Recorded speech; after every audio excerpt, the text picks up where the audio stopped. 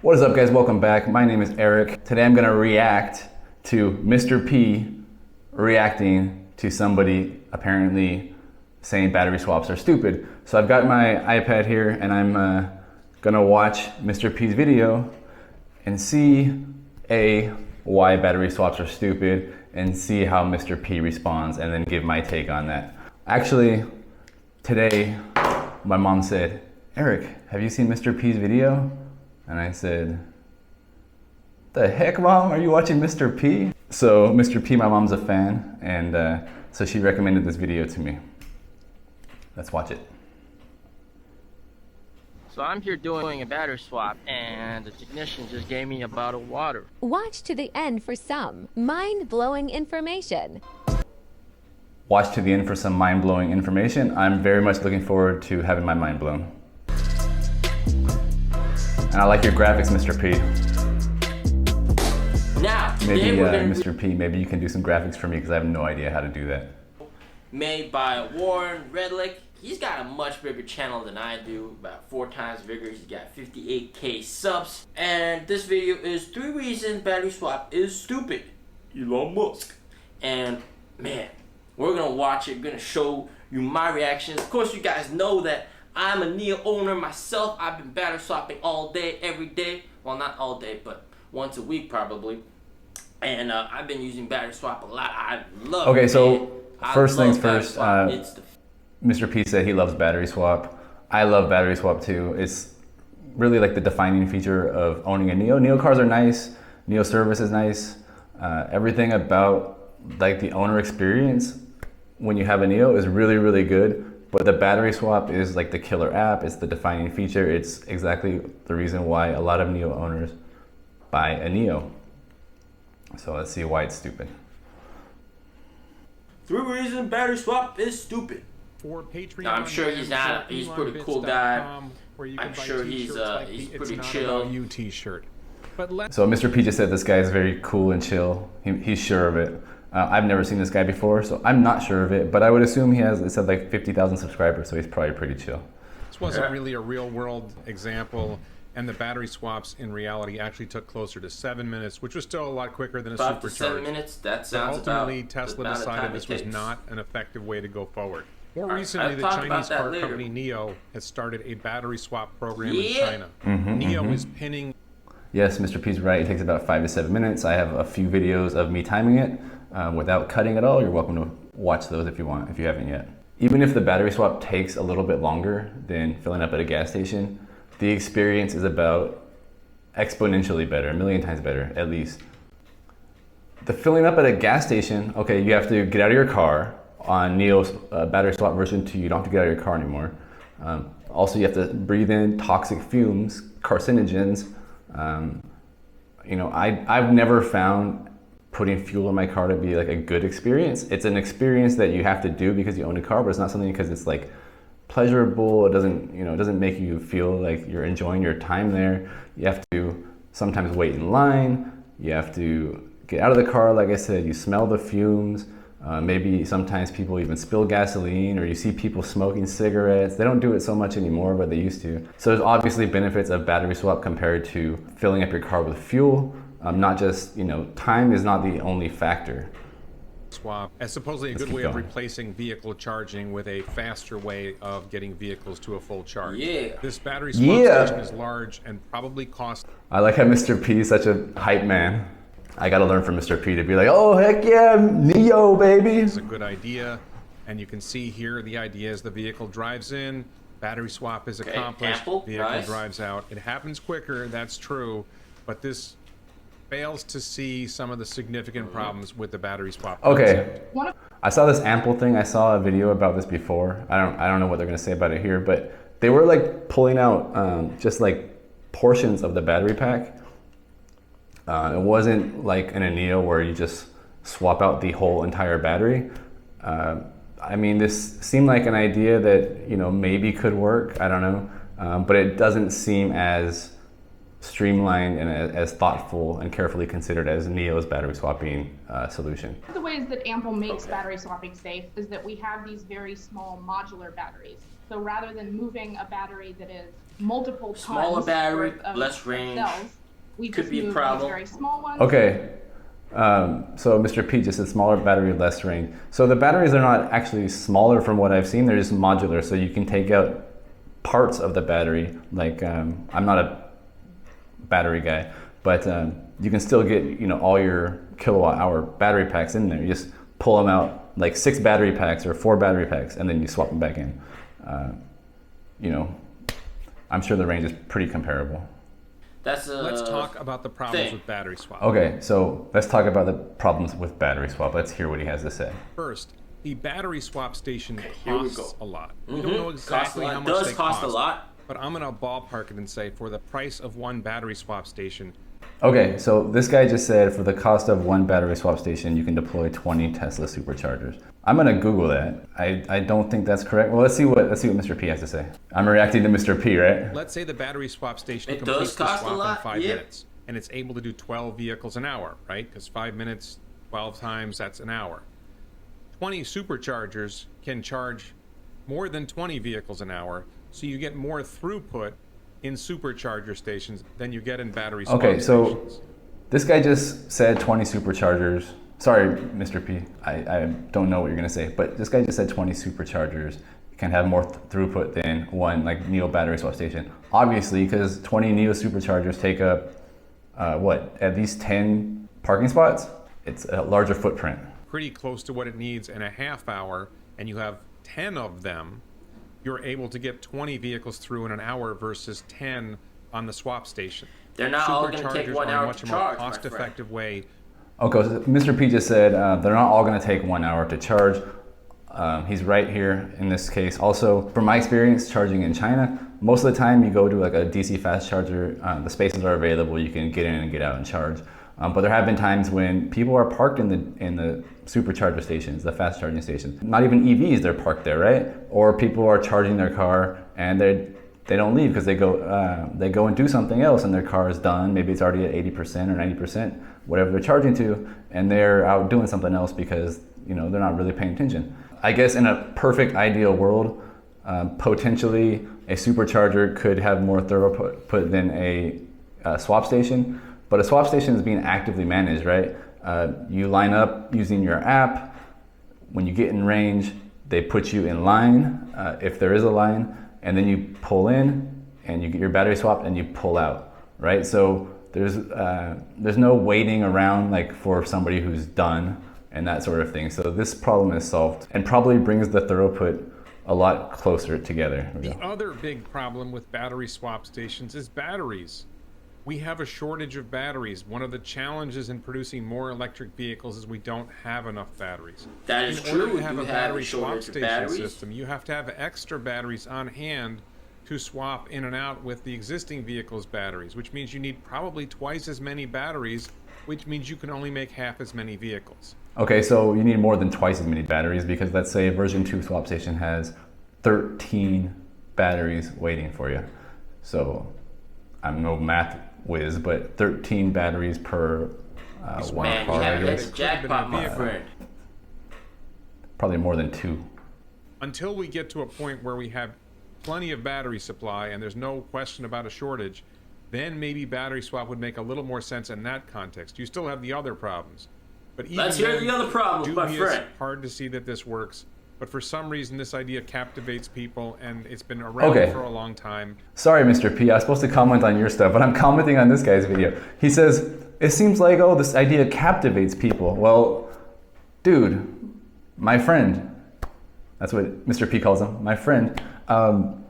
People really, really enjoy having their battery swapped. Look at Mr. P, he likes having his battery swapped. Look at me, I like having my battery swapped. Look at all the people I interviewed, they like having their battery swapped. It captivates people because from a consumer's point of view, it's super convenient, it's fast, it's really cool technologically. Why wouldn't it captivate people? I prefer to have A, more options when it comes to charging, and B, something that's special and unique and convenient. I don't know. Why wouldn't it captivate people? Do people just want to have charging only? Elon and Tesla figured it out really quick. Other people just don't seem to get it. The third other people don't seem to get it. Swap, battery pack, where the batteries themselves become part of the structure of the vehicle. This radically improves vehicle efficiency because you're saving a lot of weight, and it also makes the chassis more rigid, which Elon has explained in the past. So Elon has explained in the past, structural pack, it's really nice, right? No doubt about it, makes the cars a lot more structural rigid. That's nice, but what if your car battery degrades? Okay, I know nothing about the structure of a vehicle. As you know, I'm an idiot when it comes to cars. I'm a consumer. I bought a car because I want to drive it. Now, if the car is more rigid and it's better for safety, good. But as Mr. P is saying right now, what if your battery degrades? With NIO, I'm sure he's going to say it, but with NIO, you can get a new battery. So, because the pack itself is structural. This is just another way of Tesla cutting costs, saving money, making sure that your Tesla, you know, if the battery goes wrong, well, we can't fix your battery because it's with the chassis, and man, you're just gonna have to buy a new one. In the top one, we've got that sort of all the supports and stuff. So the volume, which is actually good for investors, all right? But for a owner, Okay, so I'm gonna slightly disagree with Mr. P here. He says it's good for investors if, you know, somebody's battery degrades or something. They don't want to get a new chassis and then they got to buy a new car. I'll slightly disagree here. Yes, theoretically that could be an outcome, but I think if people are disappointed with, you know, the life of their car, the quality of their car and their battery, it wouldn't be good for investors because people would probably say, what are my other options when they, you know, get a new car? If they say my car right now has degraded, it's not good, I want something new, what else is out there? Of course, a lot of people might still upgrade to a new Tesla, but a lot of people might say, I don't want my car to degrade so fast. I don't want it to be a consumable product, just is bad after 4 or 5 years or whatever the case may be, right? Maybe they say, oh, I'll look at what else is out there. Oh, there's a NIO. I can swap my battery, my car can last longer. You know, who knows if that is actually the case, but I think that it could be, at least for some consumers, that could be the case. So it could be not a great thing for the shareholders and the investors when they see that people aren't satisfied with the product. And I'm not saying people aren't satisfied with their Teslas at all. I'm just saying hypothetically, right? They won't have the same handling characteristics. You're really limiting your ability to make. You know what? I've driven a Tesla. I've driven a NIO. All kinds of things that you don't talk about handling. Tesla versus NIO handling. All right, acceleration, Tesla, you win, man. But handling, no. NIO's taking the. All right, so Mr. P says handling in a NIO is better than a Tesla. I've only driven a Tesla one time, which you've seen, and it was a test drive with my mom. But luckily for me, my mom's Tesla is arriving on Monday, supposedly. So I'm gonna put it through its paces and drive it a lot more. Obviously, the Tesla on paper is, like Mr. P said, accelerates better, and I'm sure in the real world it does as well. My mom got Performance Model Y, so I'm gonna boom boom, drive it really fast as I can without getting a ticket. And I'm gonna put it through its paces, hopefully in the next week or two. But, you know, I've said before, the NIO handles very well, it's very sporty. I really like overtaking on the highway. It turns very well. The air suspension's really, I find it to be quite okay. A lot of people have said that it's too stiff. Yeah, we'll see how it compares to the Tesla. Maybe Mr. P's had more experience driving Teslas than I have. My friend. So that's 3 reasons why battery swap stations are stupid. If you like this video, please check out my other videos. That was it. And please support this channel on Patreon, links below. Check out the t-shirts, links below. Support his channel, support Mr. P's channel, support my channel, support anybody who's making stuff that interests you. Of course, please subscribe to the channel, share this video with your friends, smash the like button. Don't smash the like button, no, come on, dude. Don't smash it. So, gently. Let's crack this video down. Now, definitely do check out his channel, subscribe to his channel if you haven't already done so. Hey, Mr. P just copied me. I'm supposed to be reacting to you, buddy. Stop doing battery swaps because, first of all, battery swap is very, very expensive to operate. All right, it is very expensive to operate. It is more economically feasible for people to go charge and pay a fee for that. And it is, what he said was correct. You can service more people through charging than battery swapping. That was when he made that video. But right now, one Generation 2.0 battery swap station holds 13 batteries, my friend. 13! Man. And it's swap and go, my friend. Swap and go, my friend. Swap and go, my friend. And it's 13 batteries on version 2. Okay, so the cost for Tesla is between $100,000 and $175,000 depending on the station. A lot of those costs come from permanent modification needed at the site to support the supercharger itself. That's according to TechCrunch, and that was 2013. So I bet it's cheaper now. But yeah, if they're actually like putting in the infrastructure besides just the charging infrastructure, like modifying the site, like making a parking lot or something, obviously it's going to cost a lot of money. One thing about the NIO swap stations is they don't really need to alter the site at all. They're like modular. They can come in, and actually Mr. P is showing it right now. They come in, they can be built in like a day. Can do up to 312 swaps in a day from 4 parking spots. Yeah, 4 parking spaces. Right. If you had 4 parking spots worth of superchargers, there's no way you can service 312 cars in a day. And because land might be really tight in certain cities, with superchargers you can only have maybe 4 or 5 or 6. He's right about that. If it was really such a busy place, NIO could put more than one swap station. Theoretically, again, they could, if it takes up 20 spaces, they could put 4 swap stations there, and they could do 1,200 cars a day in the same amount of space as Tesla could.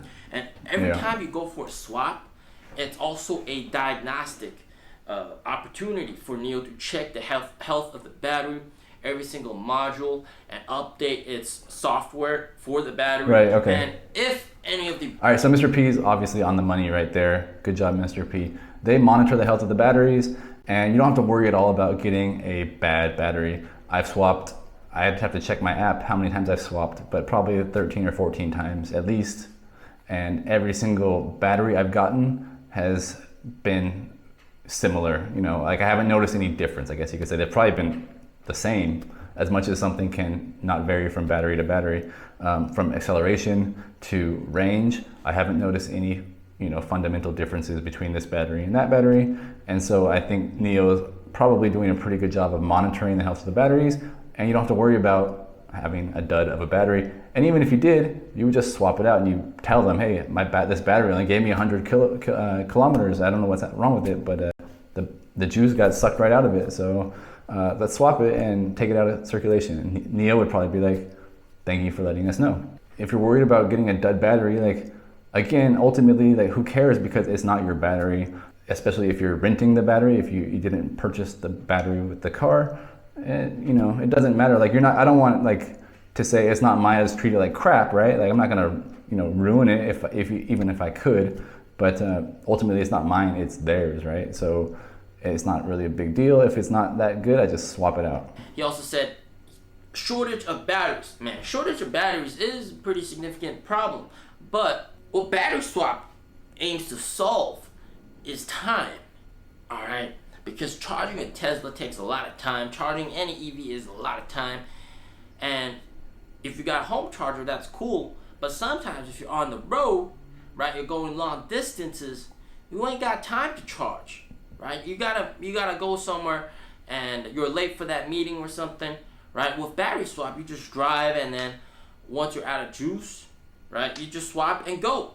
And NIO has built a ton of battery swap stations on highways everywhere, cities, so there's that added benefit.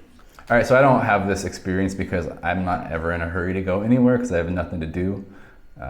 The benefits of not having a job, I guess. I actually don't mind charging. So as much as I love battery swaps, a lot of the times when I was on my road trip or when I'm out driving, I'll charge it just because it's good to get out of the car for 20 minutes. And obviously it doesn't charge as fast as the Tesla, but give me half an hour, I can get from 20 to almost 80%, roughly. And that's, I get out, get some food, have a drink, take a leak, stretch my legs, maybe do some exercise. You probably can't tell, but it's something I try to do sometimes when I charge my car, and it's no problem. And then, so that's one option, or you can swap. And then there's NIO swap station costs. Sure, each swap station costs a lot more to build than traditional chargers, land rental fees. Because if you want to deploy that many superchargers all over the place, you're going to have to rent land from a lot of different places. It's going to cost you quite a lot of money. Right, obviously Mr. P is right on the money here.